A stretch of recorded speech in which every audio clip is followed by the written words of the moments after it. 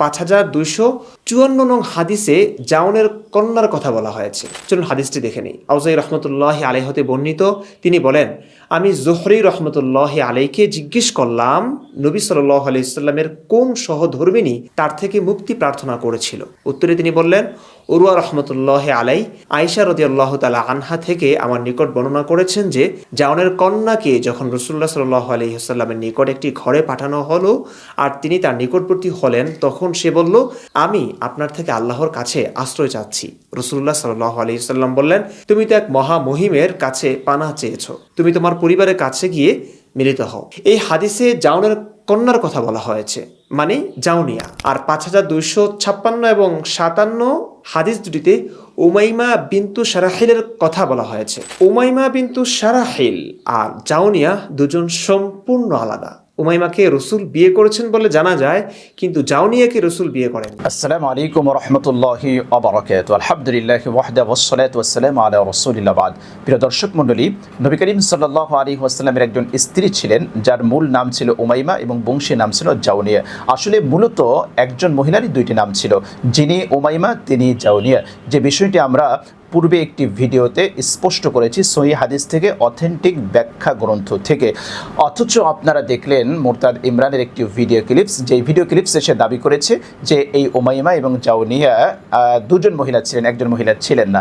এই বিষয়টি যেহেতু আমরা পূর্ববর্তী একটি ভিডিওতে স্পষ্টভাবে প্রমাণ পেশ করেছি, এজন্য এই বিষয়টি আর আজকে এখানে আমরা আলোচনা করতে চাচ্ছি না। সে এখানে দাবি করেছে যে এই যে জাউনিয়া, সে নবী করিম সাল্লাল্লাহু আলাইহি ওয়াসাল্লামের স্ত্রী ছিলেন না, অথচ সে বুখারী শরীফের 52-54 নম্বর হাদিসটি এখানে সে উল্লেখ করেছে।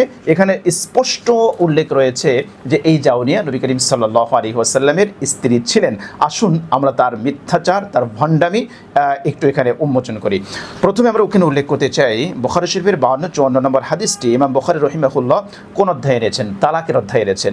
এখানে তিনি বাব কায়েম করেছেন, তালাক দেওয়ার সময় স্বামী কি তার স্ত্রীর সম্মুখে তালাক দিবে? আপনারা একটু কমন সেন্স, একটু বিবেক দিয়ে চিন্তা করুন তো। ইমাম বুখারী রাহিমাহুল্লাহ হাদিসটি এনেছেন তালাকের অধ্যায়। এখন এই মহিলা যদি আল্লাহ রাসূলের স্ত্রী না হতেন, তাহলে ইমাম বুখারী রাহিমাহুল্লাহ এই হাদিসকে তালাকের অধ্যায়ে আনতেন?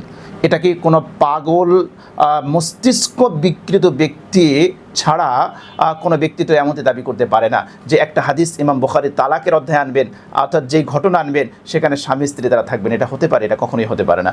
দ্বিতীয়ত আমরা এখানে দেখি যে বুখারী শরীফের 52-54 নম্বর হাদিস, এই হাদিসের মধ্যে স্পষ্টভাবে উল্লেখ রয়েছে যে এই জাউনিয়া রাসূল করিম সাল্লাল্লাহু আলাইহি ওয়াসাল্লামের স্ত্রী ছিলেন। হাদিসটি আমরা একটু উল্লেখ করি। হাদাসানা আল-আউজাঈ ক্বালা সাআলতু যুহরিয়া আইয়ু আজওয়াজিন নবী সাল্লাল্লাহু আলাইহি ওয়াসাল্লাম ইসতাআদাত মিনহু। এখানে ইমাম আউজাঈ রাহিমাহুল্লাহ তিনি বলেন, সাআলতু যুহরিয়া, আমি ইমাম যুহরি রাহিমাহুল্লাহকে জিজ্ঞেস করলাম, আইয়ু আজওয়াজিন নবী সাল্লাল্লাহু আলাইহি ওয়াসাল্লাম ইসতাআদাত মিনহু, নবী করিম সাল্লাল্লাহু আলাইহি ওয়াসাল্লামের স্ত্রীদের মধ্য থেকে কোন স্ত্রী আল্লাহ রাসূল থেকে মুক্তি চেয়েছিলেন? আপনারা একটু শব্দটা মনে রাখবেন, আইয়ু আজওয়াজিন নবী, নবী করিম সাল্লাল্লাহু আলাইহি ওয়াসাল্লামের কোন স্ত্রী নবীর থেকে আশ্রয় চেয়েছিলেন? তখন ইমাম যুহরি রাহিমাহুল্লাহ তিনি বলেন, আখবারুনি উরওয়া, আমাকে হাদিস শুনিয়েছেন উরওয়া রাহিমাহুল্লাহ। তিনি হাদিস শুনেছেন আন আয়েশা রাদিয়াল্লাহু তাআলা আনহা, তিনি আম্মা জান আয়েশা রাদিয়াল্লাহু তাআলা আনহা, যিনি নবী করিম সাল্লাল্লাহু আলাইহি ওয়াসাল্লামের স্ত্রী ছিলেন, আয়েশা রাদিয়াল্লাহু তাআলা আনহা থেকে হাদিসটি বর্ণনা করেছেন। তিনি বলেন, আন্না ইবনাতাল জাউন, জাউনের কন্যা জাউনিয়া লাম্মা উদখিলাত আলা রাসূলিল্লাহি সাল্লাল্লাহু আলাইহি ওয়াসাল্লাম, প্রশ্ন হচ্ছে আল্লাহ রাসূলের কোন স্ত্রী নবী থেকে মুক্তি চেয়েছিলেন? আম্মা জান আয়েশা রাদিয়াল্লাহু তাআলা জবাব দিচ্ছেন যে সে হলো জাউনের কন্যা, অর্থাৎ জাউনিয়া। তাহলে আপনারা কি এটা বুঝেন না, বুঝতে পারেন নাই যে আল্লাহ রাসূলের কোন স্ত্রী তার থেকে আশ্রয় চেয়েছেন, মুক্তি চেয়েছেন? আম্মাজান বলছেন জাউনের কন্যা। এখন আপনি ধরুন কোনো একজন ব্যক্তির একাধিক স্ত্রী আছে, এখন আপনি জিজ্ঞেস করেন, আচ্ছা আব্দুর রহিমের তো একাধিক স্ত্রী আছে, তার মধ্যে কোন স্ত্রী তার থেকে মুক্তি কামনা করেছিলেন?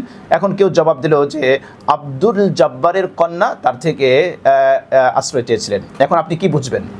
আব্দুল জব্বারের কন্যা আব্দুর রহিমের স্ত্রী ছিল না, এটাকে কোনো পাগলেও এটা বুঝবে? কোনো মস্তিষ্ক বিকৃত ব্যক্তি এটা বুঝবে? আমি তো মনে করি যার মস্তিষ্কের মধ্যে শয়তান পেশাব করেছে শুধুমাত্র সেই ব্যক্তি দাবি করতে পারে যে না, ওই মহিলা আব্দুর রহিমের স্ত্রী ছিলেন না, সে ভিন্ন কোনো ছিলেন। কেননা প্রশ্ন হচ্ছে যে রসুলের কোন স্ত্রী তার থেকে মুক্তি চেয়েছেন, আর জবাবে বলা হচ্ছে জাউনের কন্যা। তাহলে কি এটা বোঝা যাচ্ছে না যে জাউনের কন্যা রসুলের স্ত্রী ছিলেন? এ কেমন মিথ্যাচার! আমার তো মনে হয় এই মুরতাদ ইমরানের মিথ্যাচার শুনে স্বয়ং নাস্তিকরাও লজ্জিত। তারা লজ্জিত যে এমন মিথ্যাচার, তারা জানে যে মুহাম্মদ সাল্লাল্লাহু আলাইহি ওয়াসাল্লামের উম্মত এখনও পৃথিবীতে জীবিত আছে, তারা সত্য উন্মোচন করবে, আগামীকাল সত্য উন্মোচন করবে।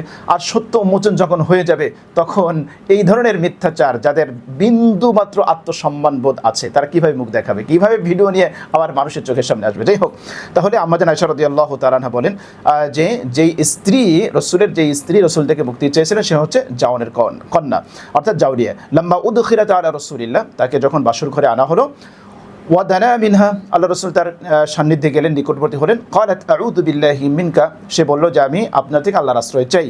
ক্বালা লাহা লাকাদ উসতি বিআযীমিন ইলহাকি বিআহলিকি, সে বলল যে তুমি মহান এক মহিমের আশ্রয় চেয়েছো, পানা চেয়েছো, তুমি তোমার পরিবারের কাছে গিয়ে মিলিত হও। এই হলো হাদিস। অথচ সে এই হাদিসটা উল্লেখ করেও সে মিথ্যাচার করছে, অপব্যাখ্যা করছে যে এই জাওরিয়া রসুলের স্ত্রী ছিলেন। অথচ এই হাদিসের মধ্যে স্পষ্ট বোঝা যাচ্ছে যে এই জাওরিয়া রসুলের স্ত্রী ছিলেন। কেননা প্রশ্ন হচ্ছে আল্লাহ রসুলের কোন স্ত্রী তার থেকে মুক্তি চেয়েছেন? আম্মাজান বলেন জাওনের কন্যা, অর্থাৎ জাওনের কন্যা, রসুলের যেই স্ত্রী জাওনের কন্যা জাওরিয়া, সে আশ্রয় চেয়েছেন। এত সহজ কথা, এটা তো পাগলেও বোঝে। আল্লাহ সুবহানাহু ওয়া তাআলা এই ধরনের ধোঁকাবাজ, প্রতারক, মিথ্যাবাদী, এদের প্রতারণা থেকে মুসলিম উম্মাহকে হেফাজত করেন। আসসালামু আলাইকুম ওয়া রাহমাতুল্লাহি ওয়া বারাকাতুহু।